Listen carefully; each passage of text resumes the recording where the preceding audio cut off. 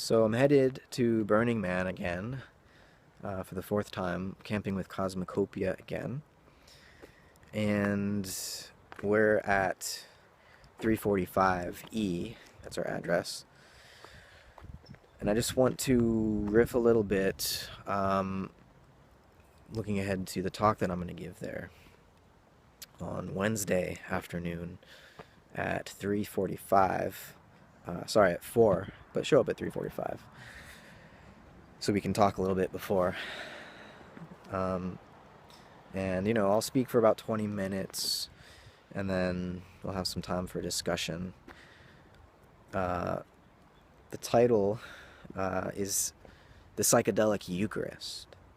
And I want to talk a little bit about the relevance of psychedelics to, the evolution of human consciousness, both in the past, historically, and in the present. I think psychedelics they've always been a part of human cultural and religious and spiritual expression, and today they remain as relevant as ever, despite the fact that they're so deeply repressed. Because we have to acknowledge every time we talk about these things that they are illegal. These substances that grow from the ground, which human beings have been engaging in, using for ritual celebration for tens of thousands of years, they are nowadays illegal. So that's strange. But it's a form of repression, I think. And the repression of psychedelics is intimately related to our economic and social and ecological crises. It's not as simple as saying that the fact that we aren't allowed to ritually engage in a culturally sanctioned way, religiously sanctioned way, with at least on the mass scale with psychedelics, it's not the cause necessarily of the ecological crisis, because the cause ultimately is a much deeper inquiry that I won't be able to really broach even the surface of in a 15-minute talk. But I think what psychedelics being repressed today shows us, and what it's correlated with, if not the cause of, is the way in which we, as skin-encapsulated egos, as Alan Watts put it, we as skin-encapsulated egos are alienated from our natural environment. We think that consciousness is located inside of the brain, and forget that mushrooms and certain rainforest vines and leaves and the grass that I'm walking on contains these neurochemicals, these analogs of serotonin and other neurochemicals that plug right into our synapses. There's clearly a symbiotic relationship between human beings and these other psychedelic plants and fungi. So there's been a coevolution for many, many thousands of years, tens of thousands, millions of years, really, if you just think about hominids in general. And the fact that psychedelics are legal now, culturally repressed, in other words, I think it's a symptom of a deeper disease that is also connected to our ecological crisis and our economic crisis and the social fragmentation and class and race warfare. Though really, I think, of course, racism is still a huge problem for our civilization, but the more causal factor, I think, is of course class. Of course, maybe it's not simple. I shouldn't say of course, but we can talk about that. But I think psychedelics, they unravel all of that cultural, all the cultural structures that we habitually repeat. And mosquitoes, damn ecosystem. um,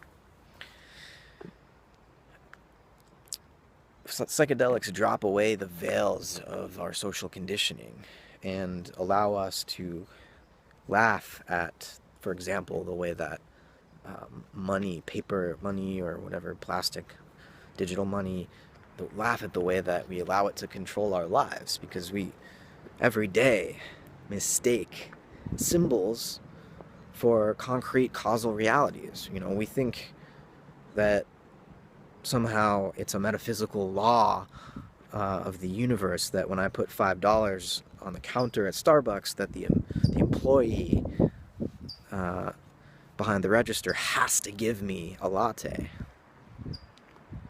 We forget that actually this is a social, a conscious agreement that we are entering into, a sort of contract that we each sign. And so in other words, there's a moment before the contract has been signed where we're reflecting on if we really want to do this. And it's a social agreement that that person is going to serve me because of this piece of paper.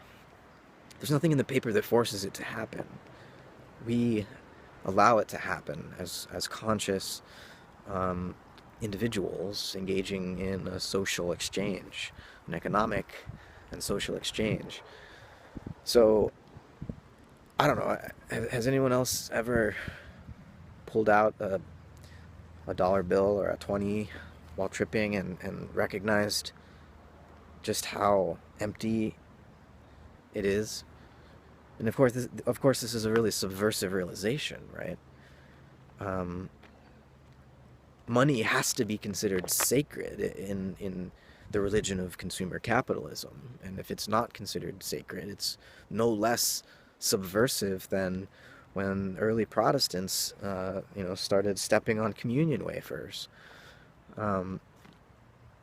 desecrating Catholic ritual, because those rituals, the belief in the transubstantiation of wafers into the body of Christ, was no less, no more culturally powerful than the literal belief in the value of money. We think money has more value. We act and live as though money has more value than human relationships, than topsoil, than the atmosphere, than the lives of other animals and plants, than the existence of entire species, other species. We think that money is more valuable than all of this, than everything concrete around us. And in my opinion, there's not enough time for us to, try to alleviate this crisis in any other way than through a drastic intervention. And by that I mean the rebirth of a psychedelic religion, a psychedelic spirituality. It doesn't have to have a monotheistic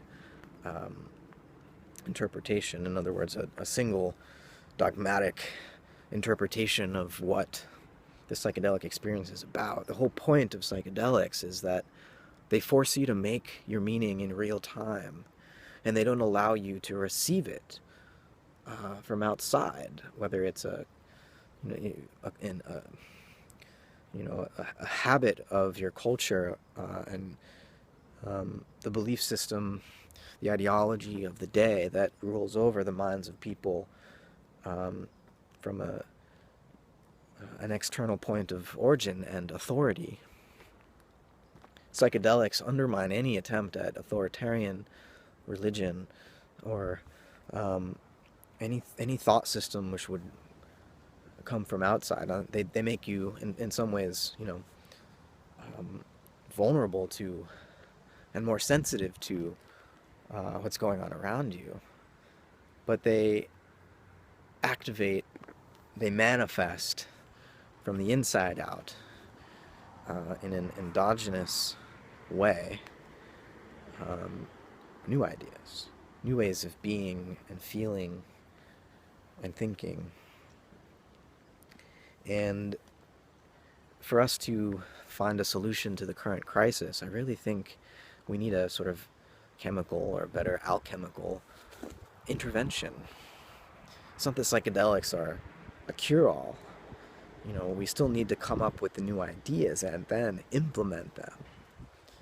But certainly, given the severity of the crisis and the time frame with which we need to fundamentally transform the very basis of our human value systems, fundamentally alter the basic assumptions of our civilization, in such a short period of time, I think we have no choice but to turn to psychedelics. And don't get me wrong, it's not that they're not dangerous, but with danger comes our opportunity, and I don't think there is a way forward that wouldn't involve a psychedelic intervention, and it's already happening. And that's part of what I'm trying to exemplify by talking about it. Burning Man itself is perhaps the largest exemplification of the cultural potential of psychedelic experience. New worlds are being created out there in the desert. And more that it's starting to filter back into the default world, so-called. I think the whole point is to transform the default into something more beautiful, right?